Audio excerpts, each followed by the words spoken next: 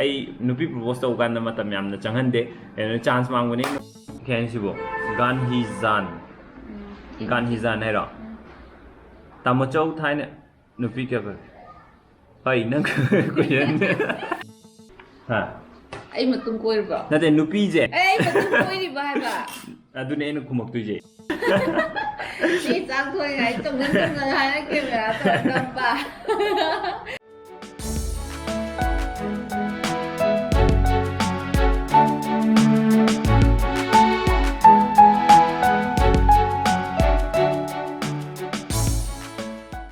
ꯅꯨꯡꯉꯥꯏꯕꯤ ꯃꯌꯥꯝ ꯉꯁꯤꯒꯤ ꯚꯤꯗꯤꯑꯣꯁꯤꯗꯤ ꯃꯌꯥꯝꯗ ꯑꯩꯅ ꯃꯃꯥꯡꯒꯤ ꯚꯤꯗꯤꯑꯣꯁꯤꯡꯗ ꯍꯥꯏꯈꯤꯕ Q&Aꯗꯣ ꯑꯗꯨ ꯑꯣꯏꯅ ꯇꯧꯖꯔꯒꯦ ꯑꯗꯣ ꯀꯣꯏꯁꯟꯁꯤꯡꯁꯤꯗꯤ ꯏꯟꯇꯔꯦꯁꯇꯤꯡ ꯑꯣꯏꯅꯤ ꯈꯟꯕ ꯀꯣꯏꯁꯟꯁꯤꯡꯗꯣ ꯈꯟꯒꯠꯂꯒ ꯑꯣꯏꯅ ꯈꯨꯝꯖꯔꯛꯀꯦ ꯃꯌꯥꯝ ꯑꯗꯣ ꯀꯣꯏꯁꯟ ꯂꯣꯏꯅꯃꯛ ꯈꯨꯝꯃꯛꯇꯦꯅ ꯋꯥꯔꯧꯕꯤꯒꯅꯨ ꯑꯗꯣ ꯌꯨꯝ ꯑꯩꯅ ꯍꯣꯔꯦꯟ ꯑꯣꯐꯤꯁ ꯆꯠꯂꯨꯔꯒ ꯌꯨꯝ ꯍꯜꯂꯛꯄꯗ ꯑꯣꯏꯅ ꯑꯩ ꯕ꯭ꯔꯗꯔ ꯍꯥꯐꯀ ꯄꯨꯟꯅ ꯇꯧꯔꯛꯀꯦ ꯃꯌꯥꯝ ꯄꯨꯟꯅ ꯌꯦꯡꯃꯤꯟꯅꯁꯤ ꯑꯣꯐꯤꯁ ꯌꯧꯔꯦ ꯆꯪꯉꯨꯏꯒꯦ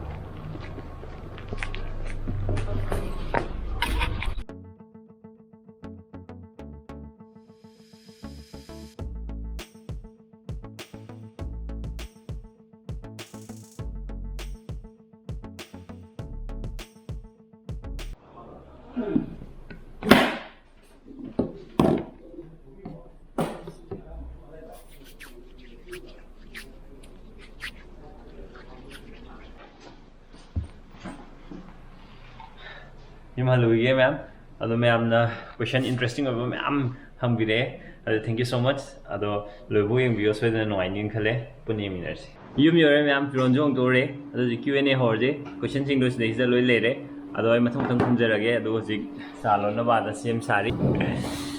ꯃꯥ ꯍꯦꯛ ꯂꯣꯏꯕꯒ ꯑꯩꯈꯣꯏ Q&A ꯍꯧꯔꯛꯑꯒꯦ ꯑꯗꯣ ꯑꯩꯒꯤ ꯗꯥꯏꯠ ꯄ꯭ꯂꯥꯟꯒꯤ ꯃꯇꯥꯡꯗ ꯈꯪꯅꯤꯡꯕ ꯋꯦꯠ ꯂꯣꯁꯀꯤ ꯖꯔꯅꯤ ꯑꯩꯅ ꯋꯦꯠ ꯂꯣꯁ ꯇꯧꯈꯤꯕꯒꯤ ꯖꯔꯅꯤꯁꯤꯗ ꯀꯔꯤ ꯀꯔꯤ ꯆꯥꯈꯤ ꯑꯌꯨꯛꯇꯅ ꯀꯩ ꯆꯥꯕ ꯅꯨꯡꯊꯤꯟꯗꯅ ꯀꯩ ꯆꯥꯕ ꯅꯨꯡꯗꯥꯡꯗꯅ ꯀꯩ ꯆꯥꯕ ꯑꯗꯨ ꯃꯌꯥꯝꯁꯤꯡꯗꯣ ꯈꯪꯅꯤꯡꯕ ꯂꯩꯔꯒꯗꯤ ꯔꯁꯇꯤꯛ ꯇꯦꯜ ꯍꯥꯏꯕ ꯑꯩꯒꯤ ꯑꯅꯧꯕ ꯆꯦꯅꯦꯜꯁꯤꯗ ꯑꯩꯅ ꯑꯗꯨꯒꯤ ꯚꯤꯗꯤꯑꯣ ꯁꯦꯝꯃ ꯍꯥꯞꯆꯈꯤꯕꯅꯦ ꯃꯌꯥꯝ ꯃꯈꯥꯗ ꯗꯤꯁꯀ꯭ꯔꯤꯞꯁꯟꯗ ꯑꯩ ꯂꯤꯡꯛ ꯍꯥꯞꯆꯔꯝꯒꯦ ꯃꯌꯥꯝ ꯆꯦꯛ ꯇꯧꯕꯤꯌꯣ ꯃꯌꯥꯝ ꯑꯗꯨꯗꯤ Q&Aꯁꯦ ꯍꯧꯔꯁꯦ ꯑꯗꯨꯗꯤ ꯃꯌꯥꯝ Q&Aꯁꯦ ꯍꯧꯔꯁꯦ ꯑꯗꯨꯗꯤ Q&Aꯁꯦ ꯍꯧꯔꯁꯦ ꯑꯩꯈꯣꯏꯒꯤ Q&Aꯁꯦ ꯍꯟꯖꯟ ꯍꯟꯖꯟ ꯁ꯭ꯇꯥꯔꯠ ꯇꯧꯔꯕꯅꯤ ꯑꯗꯨꯕꯨ ꯍꯟꯖꯟ ꯍꯟꯖꯟ ꯔꯤꯇꯦꯛ ꯇꯧꯔꯦ ꯑꯗꯣ ꯍꯧꯖꯤꯛ ꯍꯧꯔꯛꯑꯒꯦ ꯑꯃꯨꯛꯀ ꯃꯀꯣꯛꯇꯒꯤ ꯑꯍꯥꯟꯕ ꯀꯣꯏꯁꯟ ꯑꯩꯅ ꯋꯥ ꯉꯥꯡꯕ ꯌꯥꯝ ꯇꯜꯂꯤꯁꯦ ꯀꯩꯒꯤꯅꯣ ꯑꯍꯥꯟꯕ ꯀꯣꯏꯁꯟ ꯃꯣꯟꯇꯦꯁꯣꯔꯤ ꯑꯍꯩꯕꯝꯗꯒꯤ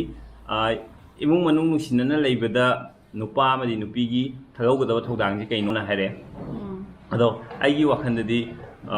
ꯑꯃꯅ ꯑꯃꯒꯁꯦ ꯑꯟꯗꯔꯁꯇꯦꯟꯗꯤꯡ ꯂꯩꯅꯕ ꯋꯥ ꯑꯗ ꯉꯥꯡꯕ ꯍꯧꯖꯤꯛ ꯇꯟꯗꯕ ꯅꯪ ꯃꯊꯪ ꯀꯣꯏꯁꯟꯗ ꯅꯦꯇꯥꯖꯤꯅ ꯀꯩ ꯍꯥꯏꯅꯤ ꯁꯤꯕꯣ ꯁꯨꯜꯇꯥꯟ ꯌꯥꯎꯋꯦ ꯑꯦꯟ ꯁꯨꯜꯇꯥꯟ ꯅꯦꯇꯥꯖꯤ ꯍꯥꯏꯔꯣ ꯑꯗꯨꯕꯣ ꯈꯪꯗꯦ ꯅꯦꯖꯥ ꯁꯨꯜꯇꯥꯟ ꯍꯥꯏꯔꯣ ꯃꯤꯡꯁꯦ ꯁꯣꯏꯔꯁꯨ ꯋꯥꯔꯧꯕꯤꯅꯨ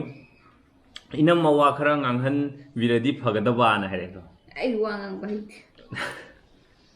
ꯀꯣꯏꯁꯟ ꯍꯪꯉꯨꯕ ꯍꯩꯇ꯭ꯔꯦ ꯍꯧꯖꯤꯛ ꯃꯥꯡꯉꯅꯤ ꯑꯗꯣ ꯃꯊꯪ ꯀꯣꯏꯁꯟꯁꯤꯅ ꯂꯛꯁꯃꯤ ꯃꯣꯏꯔꯥꯡꯊꯦꯝꯗꯒꯤ ꯆꯍꯤ ꯀꯌꯥ ꯅꯨꯡꯁꯤꯅꯔꯛꯀꯦ ꯍꯥꯏ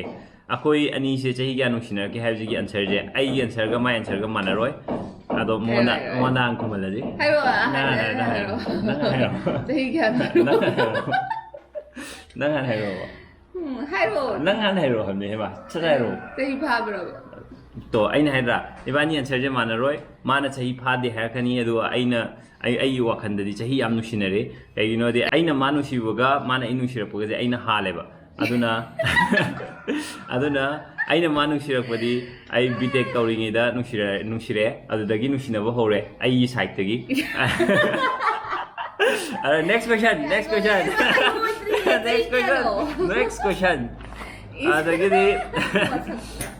ꯔꯇꯟ ꯑꯀꯣꯏꯖꯝ ꯅꯨꯡꯁꯤꯅꯔꯤꯉꯩꯗ ꯁꯥꯎꯅꯔꯒ ꯇꯣꯛꯅꯈꯤꯕ ꯌꯥꯎꯕ꯭ꯔꯣ ꯁꯤꯒꯤ ꯀꯣꯏꯁꯟꯁꯦ ꯌꯥꯝ ꯌꯥꯏ ꯃꯁꯤ ꯅꯨꯡꯁꯤꯅꯕ ꯈꯨꯗꯤꯡꯃꯛꯇ ꯊꯣꯛꯑꯝꯒꯅꯤꯅ ꯚꯤꯗꯤꯑꯣꯗ ꯌꯦꯡꯉꯣ ꯅꯨꯡꯁꯤꯅꯔꯤꯉꯩꯗ ꯁꯥꯎꯅꯔꯒ ꯇꯣꯛꯅꯈꯤꯕ ꯌꯥꯎꯕ꯭ꯔꯥ ꯍꯪꯕ ꯑꯗꯣ ꯁꯤꯁꯦ ꯅꯨꯡꯁꯤꯅꯔꯛꯄ ꯃꯤ ꯂꯣꯏꯅꯃꯛ ꯁꯨꯃꯥꯏꯅ ꯁꯣꯏꯗꯅ ꯊꯣꯛꯑꯝꯒꯅꯤꯅ ꯑꯩ ꯈꯜꯂꯦ ꯅꯨꯡꯁꯤꯅꯕ ꯍꯥꯏꯁꯤꯗꯕꯨ ꯑꯃꯅ ꯑꯃꯗ ꯖꯦꯂꯁ ꯐꯥꯎꯕ ꯅꯠꯇ꯭ꯔꯒ ꯑꯃꯅ ꯇꯧꯔꯤ ꯄꯣꯠꯇꯣ ꯌꯥꯅꯤꯡꯗꯕ ꯃꯌꯥꯝ ꯑꯃ ꯊꯣꯛꯑꯦ ꯅꯨꯡꯁꯤꯅꯔꯤꯉꯩꯗꯗꯤ ꯑꯗꯨꯅ ꯅꯨꯡꯁꯤꯅꯕꯁꯤ ꯌꯥꯝꯅ ꯗꯔꯀꯥꯔ ꯂꯩꯌꯦꯅ ꯈꯜꯂꯦ ꯑꯩꯅ ꯌꯨꯝ ꯄꯥꯟꯃꯤꯟꯅꯕꯁꯦ Answer ꯑꯗꯨꯗ ꯃꯊꯪ ꯈꯨꯝꯃꯩꯁꯦ ꯌꯨꯝ ꯄꯥꯟꯃꯤꯟꯅꯕꯁꯤꯗ ꯅꯨꯡꯁꯤꯅꯕꯁꯤ ꯌꯥꯝ ꯏꯝꯄꯣꯔꯇꯦꯟ ꯑꯣꯏꯌꯦꯅ ꯈꯜꯂꯦ ꯅꯦꯛꯁ ꯀ꯭ꯋꯦꯁꯟ Answer ꯍꯥꯏꯔꯝꯗꯦ ꯌꯥꯎꯔꯝꯒꯅꯤ ꯅꯪ ꯌꯥꯎꯋꯦꯅ ꯍꯥꯏꯗꯨꯗꯤ ꯑꯩꯅ ꯅꯪꯉꯣꯟꯗ ꯍꯪꯕꯅꯦ ꯃꯤꯒꯤꯗ ꯍꯪꯕ ꯅꯠꯇꯦ ꯅꯪ ꯈꯨꯝꯃꯣ ꯏꯕꯥꯅꯤꯒꯤꯗ ꯌꯥꯎꯅꯈꯤꯕ꯭ꯔꯥ ꯍꯥꯏꯕꯅꯦ ꯑꯗꯨꯅꯦ ꯅꯪ ꯈꯨꯝꯃꯣ ꯌꯥꯔꯦ ꯅꯠꯇꯩꯅ ꯀꯣꯏꯁꯟꯒ ꯑꯟꯁꯔꯒ ꯒ꯭ꯌꯥꯟ ꯅꯪ ꯈꯨꯝꯃꯣ ꯅꯉꯣꯟꯗ ꯍꯪꯉꯒꯦ ꯅꯨꯡꯁꯤꯅꯔꯤꯉꯩꯗ ꯁꯥꯎꯅꯔꯒ ꯇꯣꯛꯅꯈꯤꯕ ꯌꯥꯎꯕ꯭ꯔꯥ 이반이기 릴레이션이 난 구무적인 구무 짝만해도 하이로 야위 아두네 아이는 ngsai 하이도 야위 마시 소이드나 누시나보 쿠디막때 야롱가니네 아이나 막하 타기도 마타 호드레바 아두이니 마나 얌 쿠마니 이기도 이나 하이 너트로 Next question 다이렉트 하이디는 Okay Direct amtang haibro Serious yam dapat jo with season na bro Wit masi wit haije maije akogi adumbo armdu male ado masi je ai chaba hibra hagadi ai cha test to saizu aroi bi sagre ado akoi aina picture pingi dane ado akoi kaka hidi lekai gi ka singna keno sibrati numit ne adu numit to aduga ai ga ai gi imanaba ani ga akoi angam picture oi ri duganda Next question Jonas IBK thonau jamna alcohol season na bra Alcohol season na bra Ay alcohol season na bra Makan suna ba na alcohol je use mina thakna ba sarak bane arna thakpase responsibly thagadi ai kisu kai dabra na khalle ai mot di ai personal opinion ne ado mi kharana thakpo phai phate myam sigi debate to ya ba kaino ne ado ai gi oina di ai adum consume dawe ado ai shana responsibly thakpo kanda responsible oina thakpiyo thakpo kanda Mathangi question jina ko DP Ajat Ali hai aduga si question je manaba myam hange Vidyananda na ju hange Nasik pump bro na itaima da ahan ba propose tawbra na traga itaima na tawbra na hange alo somda itaima na propose tawna bo hotna bada matam kyam changki sahi kyam changki na smaina question ani se hange aina hana tawe propose aduga sahi kya changi habdi sahi kya changi habdi masi gi question je aina ma khangakpasi aina ma ubase class 7 dagi uiba adukandadi nungsibagi adudu kemta nate adudi just aina masa am phajaine kana khallaga ugibne adudi ko adudagi kona ibani khangnaraga friend oina oirakpase siju btech aina btech toringai mana dental tamming idaneba aduga propose tawuje around 2 months 3 months kumba chamangmoda ain khambada ai matam yam changhande singbe hadi ai nupi propose to gan matam yam na changhande chance mangune noiju khangjelo yam sang na to wa chance mange na atopana logjagre adu kai pai ado masai mana hana tor pai chance khalle ngo ai photo tiny photo duda nupi ne ngon propose to kadra hai wei question ja si je hangna ya question Next question. Jump to the next question. Ako ni kanane hindi ni sipa. Ai ni hele dugudi. Nusibe da dum khanga video da zu dum ramani. Ai ni hen nusibe ne thabak ka de ai na loi ta je mate. Camera mo na toraga. Mateng ai na loi pangi je. Ai ni hen na ma nusibe ne. Machine ga lem on na ba lem ba ko adum nam am chong thurani ai ni nusibe na 100% ka. Ma nusibe na Kaya 20 30 40% ka. Manor MM hai class kya dagi nusinara ke hai si nusina buje khoi BTech kaingi da aina manu sibdi BTech kaingi da nusibne mana inu sibdi kam kande nu khangde na asangbam bonium pakhang leisa oringi gi wari matek amtang hai lira pakhang leisa nang tamin pakhang leisa oringi dadi khoi aina Tamil Nadu lere mana Raichur da Karnataka lere aduna phone na long distance relationship ne sida wari ma ha long distance relationship se successful oibra ya bra ya da bra he si myam question hang ni ado thamoi bu sengna di successful oib se adum yai ꯃꯁꯤꯗꯤ ꯊꯃꯣꯏ ꯁꯦꯡꯅꯕꯗ ꯂꯩꯔꯦ ꯅꯠꯇ꯭ꯔꯥ ꯑꯃꯅ ꯑꯃꯒꯤꯗꯃꯛꯇ ꯂꯦꯞꯄꯗꯨꯗ ꯂꯩꯔꯦ ꯑꯩꯅ ꯑꯗꯨꯝ ꯋꯥꯁꯦ ꯑꯩꯅ ꯑꯗꯨꯝ ꯍꯦꯟꯅ ꯉꯥꯡ ꯂꯩꯔꯦ ꯄꯦꯂꯦ ꯃꯩꯇꯩ ꯍꯥꯏ ꯏꯌꯥꯝꯕ ꯏꯇꯩꯃꯗ ꯌꯥꯝ ꯅꯨꯡꯁꯤꯕꯗꯤ ꯃꯥꯜꯂꯦ ꯑꯗꯨ ꯀꯔꯤꯒꯨꯝꯕꯗ ꯌꯥꯝ ꯁꯥꯎꯅꯤꯡꯕꯗꯤ ꯁꯣꯏꯗꯅꯃꯛꯀꯤ ꯌꯥꯎꯔꯝꯒꯅꯤ ꯈꯜꯂꯤ ꯃꯤꯑꯣꯏꯕꯅꯤꯅ ꯃꯇꯝꯗꯨꯗ ꯀꯔꯝꯅ ꯋꯥꯈꯜ ꯈꯨꯗꯨꯝ ꯆꯟꯕꯤꯒꯦ ꯌꯥꯎꯋꯦ ꯌꯥꯝ ꯁꯥꯎꯅꯤꯡꯕ ꯃꯇꯥꯡꯗꯤ ꯌꯥꯎꯋꯦꯕ ꯀꯔꯝ ꯀꯥꯟꯗꯗꯤ ꯀꯥꯎꯔꯦ ꯑꯗꯣ ꯌꯥꯝ ꯁꯥꯎꯅꯤꯡꯕ ꯑꯗꯣ ꯁꯥꯎꯕ ꯐꯈꯤꯕꯒꯤ ꯃꯇꯥꯡꯗꯨꯗꯤ ꯑꯗꯨꯝ ꯅꯤꯡꯁꯤꯡꯉꯦꯕ ꯌꯥꯝ ꯁꯥꯎꯅꯤꯡꯕ ꯌꯥꯎꯕꯁꯦ ꯁꯤꯁꯦ ꯁꯝꯅ ꯍꯥꯏꯔꯕ ꯏꯕꯥꯅꯤꯁꯦ ꯍꯧꯖꯤꯛ ꯁꯥꯎꯅꯔꯦꯅ ꯈꯜꯂꯁꯦꯕ ꯃꯥꯒꯩꯒꯁꯦ ꯏꯕꯥꯅꯤ ꯁꯥꯎꯅꯕꯁꯨ ꯌꯥꯎꯈ꯭ꯔꯦꯕꯀꯣ ꯁꯨꯡꯀꯧ ꯀꯧꯅꯗꯕꯒ ꯌꯥꯎꯈ꯭ꯔꯦꯕ ꯑꯗꯣ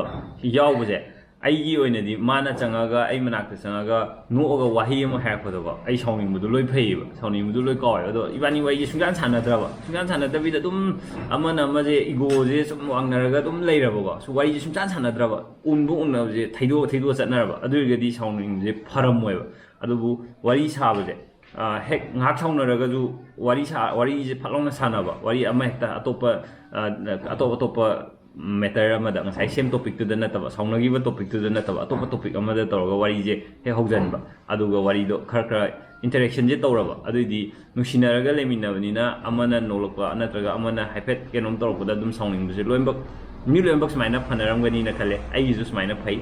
ꯅꯪꯗꯤ ꯀꯃꯥꯏꯅ ꯇꯧꯔ ꯐꯩ ꯁꯥꯎꯅꯤꯡꯕꯁꯦ ꯑꯩꯉꯣꯟꯗ ꯁꯥꯎꯅꯤꯡꯕꯁꯦ ꯅꯪ ꯀꯃꯥꯏꯅ ꯇꯧꯔ ꯐꯒꯦꯕ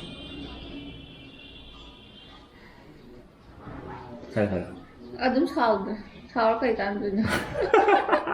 ꯁꯥꯎꯒꯦ ꯈꯜꯂꯒ ꯑꯗꯨꯝ ꯁꯥꯎꯗ꯭ꯔꯦ ꯃꯥꯗꯤ ꯁꯥꯎꯒꯦ ꯈꯜꯂꯒ ꯁꯥꯎꯗꯕ ꯃꯌꯥꯝ ꯂꯩꯔꯦ ꯁꯤ ꯍꯣꯔꯦꯟ ꯑꯝꯇ ꯚꯤꯗꯤꯑꯣ ꯂꯣꯏꯔꯒ ꯉꯝꯊꯣꯛꯅꯗ꯭ꯔꯗꯤ ꯌꯥꯔꯣꯏ ꯀꯩꯅꯣ ꯑꯗꯨꯒ ꯃꯊꯪ ꯀꯣꯏꯁꯟ ꯑꯩꯉꯣꯟꯗ ꯀꯣꯏꯁꯟ ꯂꯩꯇ꯭ꯔꯦ ꯁꯤꯗ ꯀꯣꯏꯁꯟ ꯂꯩ ꯔꯤꯅꯥ ꯆꯅꯨ ꯇꯥꯃꯣꯆꯧꯒ ꯏꯅꯝꯕꯦꯝꯒꯁꯦ ꯌꯥꯝ ꯅꯨꯡꯁꯤꯅꯩ ꯅꯣꯡꯇꯁꯨ ꯈꯠꯅꯗ꯭ꯔꯕ꯭ꯔꯥ ꯍꯣꯏ ꯁꯤꯗꯤ ꯀꯣꯏꯁꯟꯁꯦ ꯍꯟꯖꯜꯂꯦ ꯑꯗꯒꯤ ꯒꯥꯟꯙꯤ ꯀꯩ ꯍꯥꯏꯅꯤ ꯁꯤꯕꯣ ꯒꯥꯟꯍꯤꯖꯥꯟ ꯍꯥꯏꯔꯣ ꯇꯥꯃꯣꯆꯧ ꯊꯥꯏꯅ ꯅꯨꯄꯤ ꯀꯌꯥ ꯍꯣꯏ ꯅꯪ ꯀꯣꯏꯁꯟ ꯑꯩ ꯌꯥꯝ ꯀꯣꯏꯔꯛꯇꯦ ꯑꯩ ꯅꯨꯄꯤ ꯑꯝꯇ ꯀꯣꯏꯔꯛꯇꯦ ꯃꯥ ꯈꯛꯇꯪꯅꯤ ꯑꯩꯅ 5 ꯁꯨꯕ ꯀꯣꯏꯔꯝꯒꯅꯤ ꯑꯩ ꯃꯇꯨꯡ ꯀꯣꯏꯔꯕ꯭ꯔꯣ ꯅꯠꯇꯦ ꯅꯨꯄꯤ ꯌꯥꯝ ꯀꯣꯏꯔꯛꯇꯕꯁꯤꯗ ꯂꯩꯇꯦ ꯑꯩ ꯃꯇꯨꯡ ꯀꯣꯏꯔꯤꯕ ꯍꯥꯏꯕ ꯑꯗꯨꯅꯦ ꯑꯩꯅ ꯈꯨꯝꯃꯛꯇꯣꯏꯁꯦ ꯅꯨꯄꯤ ꯌꯥꯝ ꯀꯣꯏꯕ ꯅꯠꯇ꯭ꯔꯒ ꯌꯥꯝ ꯀꯣꯏꯔꯛꯇꯕꯁꯤꯗ ꯂꯩꯇꯦ ꯑꯗꯨꯕꯨ ꯑꯩꯅ ꯅꯨꯡꯁꯤꯔꯤꯕ ꯂꯩꯃꯤꯟꯅꯔꯤꯕ ꯅꯨꯄꯤꯁꯦ ꯁꯤꯁꯤꯅ ꯑꯩꯒꯤ ꯑꯔꯣꯏꯕ ꯑꯣꯏꯕ ꯑꯗꯨꯒ ꯑꯔꯣꯏꯕ ꯅꯨꯡꯁꯤꯕ ꯑꯣꯏꯕꯗꯣ ꯑꯗꯨꯅꯦ ꯏꯝꯄꯣꯔꯇꯦꯟ ꯑꯣꯏꯁꯦ ꯑꯟꯁꯔ ꯈꯨꯝꯗꯣ ꯌꯥꯗ꯭ꯔꯣ ꯎꯃꯥꯕꯇꯤ ꯗꯦꯕꯤ ꯇꯥꯃꯣꯆꯧꯒ ꯏꯅꯝꯕꯦꯝꯒꯁꯦ ꯍꯥꯏꯅꯔꯒ ꯂꯨꯍꯣꯡꯕ꯭ꯔꯥ ꯅꯠꯇ꯭ꯔꯒ ꯆꯦꯜꯂꯤꯔꯣ ꯍꯥꯏꯅꯔꯒꯅ ꯀꯅꯥꯅ ꯍꯧꯗꯣꯛꯀꯦ ꯅꯠꯇ꯭ꯔꯒꯅ ꯆꯦꯜꯂꯒꯅ ꯁꯣꯏꯕꯗ ꯆꯦꯜꯂꯤꯔꯣ ꯁꯤ ꯀꯣꯏꯁꯟꯁꯦ ꯑꯩ ꯌꯥꯝ ꯈꯨꯝꯅꯤꯡꯕ ꯀꯣꯏꯁꯟꯅꯦ ꯁꯤꯁꯦ ꯅꯨꯡꯁꯤꯅꯕ ꯍꯥꯏꯁꯤꯗꯀꯣ ꯅꯨꯡꯁꯤꯅꯕ ꯍꯥꯏꯁꯤꯗ ꯑꯉꯥꯡ ꯑꯣꯏꯔꯤꯉꯩ ꯆꯍꯤ 19ꯒ ꯁꯨꯗ꯭ꯔꯤꯉꯩ ꯑꯗꯨꯀꯥꯟꯒꯤ ꯃꯇꯝꯒꯤ ꯅꯨꯡꯁꯤꯅꯕꯗꯨꯗꯤ ꯑꯗꯨꯅ ꯇꯣꯉꯥꯟꯕ ꯑꯃꯅꯦꯕ ꯑꯩꯈꯣꯏ BTech ꯂꯣꯏꯔꯦ ꯑꯩꯈꯣꯏ ꯒ꯭ꯔꯦꯖꯨꯑꯦꯁꯟ ꯂꯣꯏꯔꯕ ꯃꯇꯨꯡ ꯑꯗꯨꯅ ꯀꯣꯏ ꯌꯥꯝ ꯉꯥꯡꯉꯤꯗꯨ ꯄꯣꯏꯟꯇ ꯍꯥꯏꯔꯣ ꯄꯣꯏꯟꯇ ꯍꯥꯏꯕ ꯌꯥꯗꯦ ꯑꯗꯨ ꯍꯥꯏꯕ ꯌꯥꯗꯦ ꯅꯪ ꯍꯥꯏꯔꯣ ꯅꯪ ꯈꯨꯝꯃꯣ ꯑꯗꯨꯗꯤ ꯁꯤꯒꯤ ꯀꯣꯏꯁꯟꯁꯦ ꯄꯣꯏꯟꯇ ꯈꯨꯝꯃꯣ ꯆꯦꯟꯕꯩꯗꯨꯔꯣ ꯑꯩꯅ ꯍꯥꯏꯗꯤ ꯃꯥꯅ ꯍꯪꯉꯤ ꯀꯣꯏꯁꯟꯁꯦ ꯆꯦꯜꯂꯤꯔ ꯍꯥꯏꯅꯔꯒ ꯍꯥꯏꯕꯅꯦ ꯑꯗꯨ ꯆꯦꯜꯂꯤꯅꯦ ꯍꯥꯏꯔ ꯂꯣꯏꯔꯦ ꯑꯗꯨ ꯆꯦꯟꯕꯗ ꯁꯣꯏꯕꯗꯩꯔꯌꯦ ꯑꯗꯨ ꯀꯩꯅꯣ ꯑꯩꯅ ꯈꯨꯝꯃꯤꯁꯦ ꯑꯗꯨꯅꯦ ꯅꯪ ꯇꯥꯎꯕ ꯅꯨꯡꯁꯤꯅꯕ ꯍꯥꯏꯕꯁꯦ ꯑꯩ ꯍꯥꯏꯔꯛꯀꯦꯕ ꯇꯥꯎꯕ ꯅꯨꯡꯁꯤꯅꯔꯒ ꯂꯩꯕ ꯍꯥꯏ ꯀꯥꯟꯁꯤꯗ ꯑꯉꯥꯡ ꯑꯣꯏꯔꯤꯉꯩ ꯅꯨꯡꯁꯤꯅꯕꯒ ꯆꯍꯤ 19 ꯍꯦꯜꯂ ꯃꯇꯨꯡꯒꯤ ꯅꯨꯡꯁꯤꯅꯕꯁꯤꯒ ꯈꯦꯠꯅꯔꯦ ꯃꯦꯆꯨꯔꯤꯇꯤꯁꯦ ꯑꯗꯨꯝ ꯂꯥꯛꯑꯦꯀꯣ ꯑꯩꯈꯣꯏꯒꯤ ꯅꯨꯡꯁꯤꯅꯕꯁꯤꯗꯤ ꯑꯩꯈꯣꯏꯅ ꯃꯥꯒꯤ ꯒ꯭ꯔꯦꯖꯨꯑꯦꯁꯟ ꯃꯥꯏꯁꯨ ꯗꯦꯟꯇꯦꯜ ꯇꯝꯕ ꯂꯣꯏꯔꯒ ꯑꯩꯅ ꯑꯩꯒꯤ ꯀꯩꯅꯣꯁꯦ ꯑꯩꯒꯤ BTech ꯂꯣꯏꯔꯒ ꯌꯨꯝꯗ ꯁꯤꯗꯩꯁꯤꯗ ꯂꯩꯔꯀꯥꯟ ꯑꯗꯨꯀꯥꯟꯗ ꯆꯦꯟꯕꯅꯦ ꯑꯩ ꯑꯟꯁꯔꯁꯦ ꯆꯦꯟꯕꯅꯦ ꯁꯣꯏꯕ꯭ꯔꯥꯅ ꯍꯪꯕꯗꯨꯒꯤ ꯔꯤꯄ꯭ꯂꯥꯏꯅꯦ ꯑꯩꯅ ꯈꯨꯝꯗꯣꯏꯁꯦ ꯉꯁꯤꯐꯥꯎꯕ ꯑꯗꯨꯝ ꯍꯪꯉꯤꯅꯦ ꯑꯩꯁꯨ ꯀꯩꯒꯤ ꯆꯦꯜꯂꯤꯅꯣꯅꯦ ꯑꯗꯨꯁꯨ ꯁꯣꯏꯕ꯭ꯔꯥ ꯍꯥꯏꯕꯁꯦ ꯀꯩꯅꯣ ꯍꯥꯏꯔꯒ ꯑꯄꯪꯕ ꯉꯥꯡꯅ ꯂꯨꯍꯣꯡꯀꯥꯟꯗ ꯁꯣꯏꯅꯕ ꯋꯥꯅꯦ ꯑꯗꯣ ꯋꯥꯈꯜ ꯈꯟꯕ ꯉꯝꯃꯕ ꯃꯤꯅ ꯇꯧꯔꯛꯄ ꯊꯕꯛꯇ ꯁꯣꯏꯕꯁꯦ ꯄꯥꯛꯅ ꯊꯣꯛꯑꯦ ꯑꯗꯨꯁꯨ ꯂꯥꯏꯐꯀꯤ ꯈ꯭ꯋꯥꯏꯗꯒꯤ ꯏꯝꯄꯣꯔꯇꯦꯟ ꯑꯣꯏꯕ ꯗꯤꯁꯤꯖꯟꯗꯣ ꯑꯗꯨꯗꯩꯗꯨꯗ ꯁꯣꯏꯕ꯭ꯔꯒ ꯗꯤꯁꯤꯖꯟ ꯂꯧꯕ ꯍꯥꯏꯕꯁꯦ ꯁꯤꯗꯤ ꯋꯥꯈꯜ ꯇꯥꯗꯕ ꯃꯤꯅ ꯂꯧꯒꯗꯕ꯭ꯔꯥꯅ ꯑꯩ ꯈꯜꯂꯦ ꯑꯗꯨꯅ ꯑꯩꯈꯣꯏꯕꯥꯅꯤ ꯆꯦꯟꯕ ꯀꯥꯟꯗꯗꯤ ꯆꯦꯟꯕꯒꯤ ꯅꯨꯃꯤꯠꯇꯣ ꯍꯥꯏꯅꯕꯗꯨꯒꯤ ꯎꯜꯇꯥ ꯅꯠꯇ꯭ꯔꯒ ꯇꯧꯔꯤꯗꯣ ꯑꯁꯤꯗ ꯑꯃꯒ ꯍꯥꯏꯍꯧꯔꯒꯦꯕ ꯅꯨꯄꯤꯅ ꯌꯥꯔꯛꯄ ꯉꯥꯏꯔꯕꯀꯣ ꯑꯩ ꯚꯤꯗꯤꯑꯣꯕꯨ ꯌꯦꯡꯕꯤꯔꯤꯕ ꯕ꯭ꯔꯗꯔꯁ ꯃꯌꯥꯝ ꯅꯨꯄꯤꯅ ꯌꯥꯔꯛꯄ ꯉꯥꯏꯔꯕ ꯑꯗꯨꯏꯗꯤ ꯁꯨꯡꯑꯣꯏ ꯑꯣꯏꯔꯣꯏ sigi matangsida kenomtang supplement tawjawge aina ji haiba point se sidaisda nupi na yarakpa ngai di yaroi ne na haije sije kaino chen bagi timing duni ko masa yanaba aiga natraga aiga nusinari aina chendri ba mijiga yanaba amdi changi ko nabani yanadabida nupina yadabida phabadudi adudi yade ko adudi crime da chinge adudi sahi time pan hengera nupana sahi kunmari henba natra nupi du sahi time pan helagazu nupi masana yadabida chelagadi adudi crime ni adudi tawbyade aru ainu ji haijari bo point sidadi akhoi ani di yanaraga lebini aru chenbagi date to adu khatang shift tawnabaneba adu mana haiba date tu ngai le di yaroi da baduna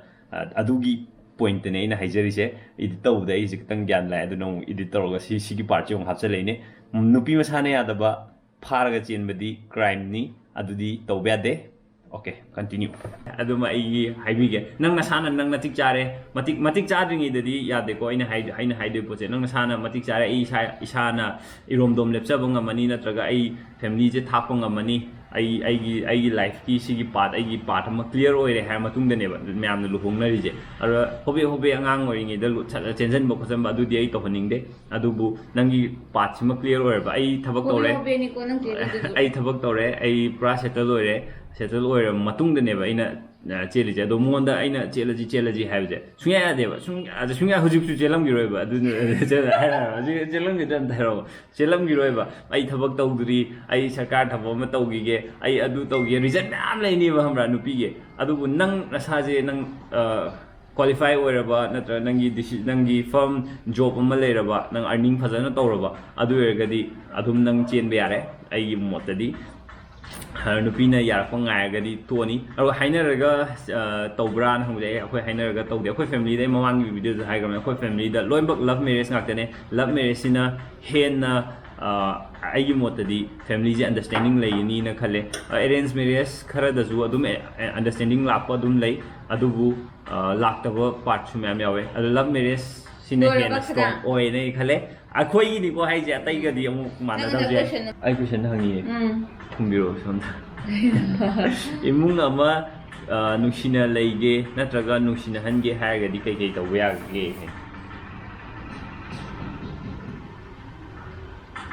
si khal leigre ma khan gre ai harake si gi question ji de ai khange nushina leige natraga nushina hange habje nushina lemina ge hadi amagi asoibe nang overlook taw tawa amagi asoibe koi thina daba mina asoibe torpo je asoibe chere nang adu soire ada soire sum haina bana tawa adu at certain point haida bdia de asoibe je haida bdia de dubu ko na matang chara kanda nang na sitoi do sumain to video soi sumain to gani hena phaga dawgani yena soiri bo potugi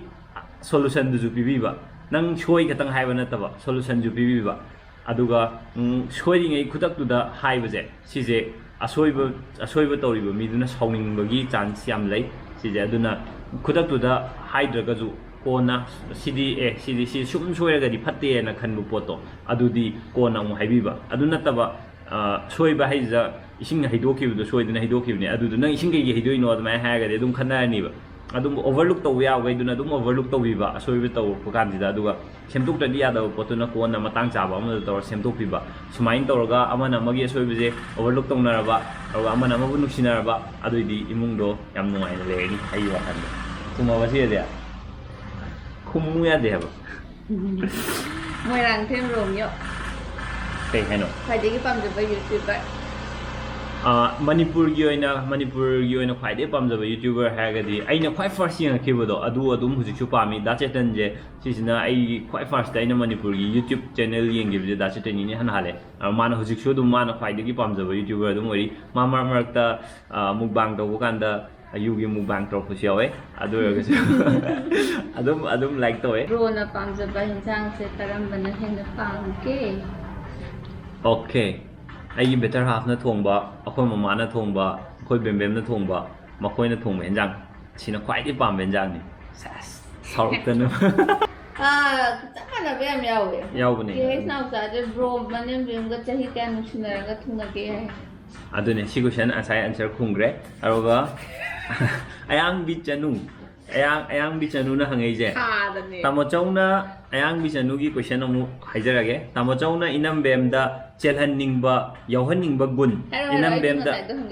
inam bem da tohan ningba adubu inam bem na di tawraktaba yauraktaba kai kai leibage na hange sigi je aina chelhan ningba gul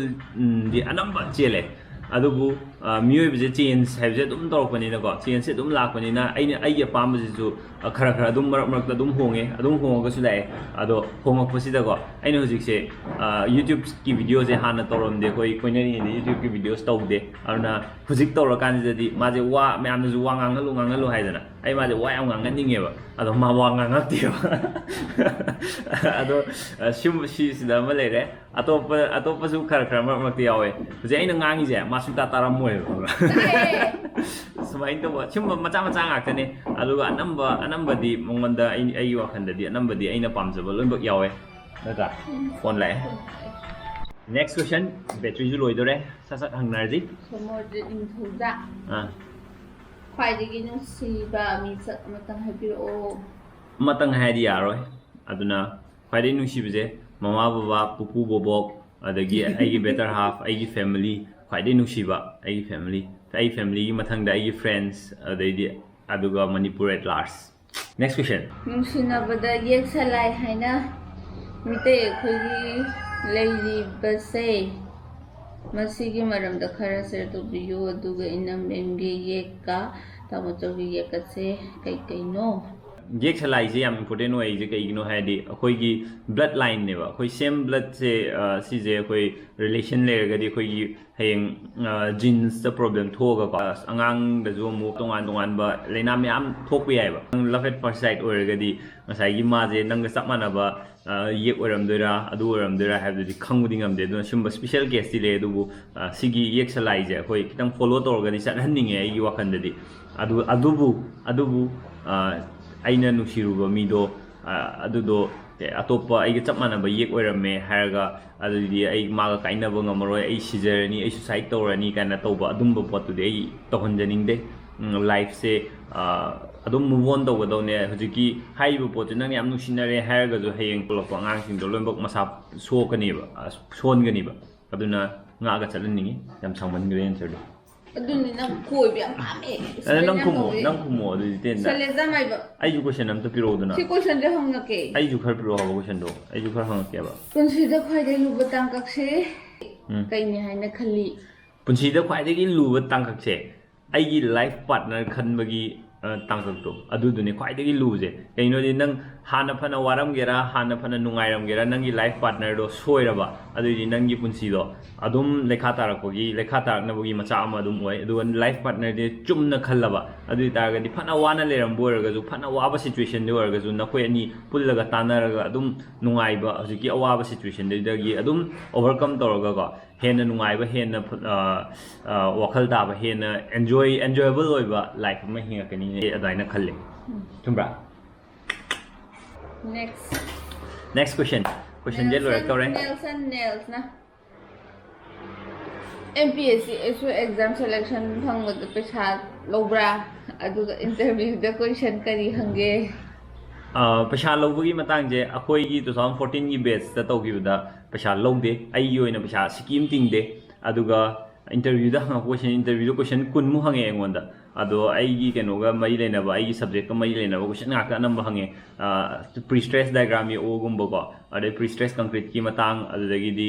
bridge ki matang ado Manipur gi GK su mam hange akhoi gi IT road hai je kai de lai have na chingba sumbo question GK ju hange adagi ai gi subject matter da ju hange aduga ai gi personality gi ju moi hang tawbu male adum ba khar su lai admaina hange dine sorry thangjam foreign trip mafam takai taninge foreign trip chaning go pham di am lei Maldives kaina look khidor wa pham amuk khoi global warming na tawbudagi ko Maldives se mut look khidor ising manu samudra manu look khidor hai do look khidringi da di chatlaga yengi kai ge look pada global warming da lockdown na ado adum bo pham satning bodi mam lei ado khangde phangadra phangloida sale ni sale pesa leite mathang next question Now, last question. Rina ni ngomba matam kamai lelige. Matamje sumaina ma'amga wari sanaraga video mateng mateng semaga blog semaga matam makha koi tension ba. Si chang thoi ngai tung ngan hai camera to namba. Matam clean ni adagi adu number loirani TV wa phangani video edit tawrani. Asum tawdana matam lenjari ngasi gidi mat video je mata asi lo senjage ma wa yam ngai dum leiramani ma wa yam ngai tore ngai tringi de lotion jorage ado me video je ngai birage di like to biramo aduga subscribe to biramo aduga comment mathangi video da mayam na khangning top question interesting oiba question leiraga di dum hangbiro mayam matang chaw da soidna khumjarake ngasi gidi bye bye bye bye